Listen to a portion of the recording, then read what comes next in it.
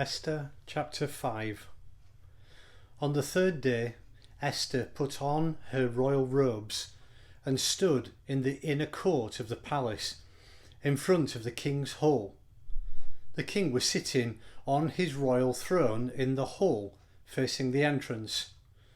When he saw Queen Esther standing in the court, he was pleased with her and held out to her the gold scepter that was in his hand.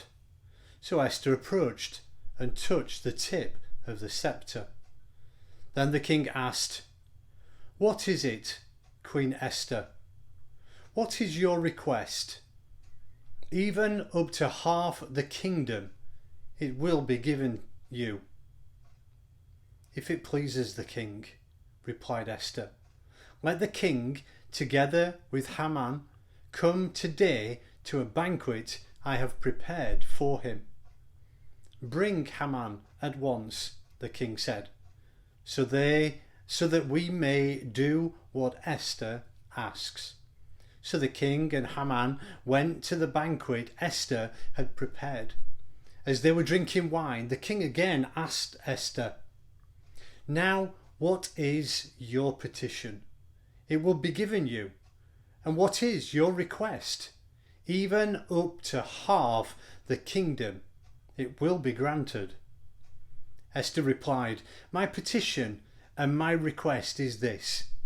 If the king regards me with favour, and if it pleases the king to grant my petition and fulfil my request, let the king and Haman come tomorrow to the banquet I will prepare for them.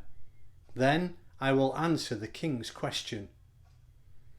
Haman went out that day happy and in high spirits.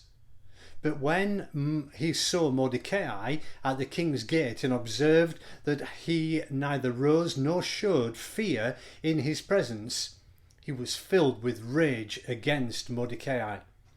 Nevertheless, Haman restrained himself and went home. Calling together his friends and Zeresh, his wife, Haman boasted to them about his vast wealth, his many sons, and the way the king had honoured him, and how he had elevated him above the other nobles and officials. "And that's not all," Haman added. "I'm the only son Queen Esther invited to accompany the king to the banquet she gave. And she has invited me along with the king tomorrow. But all this gives me no satisfaction as long as I see that Jew Mordecai sitting at the king's gate." His wife Zeresh and all his friends said to him, "Have a gallows built 70 feet high and ask the king in the morning to have Mordecai hanged on it. Then go with the king to the dinner and be happy." This suggestion delighted Haman, and he had the gallows built.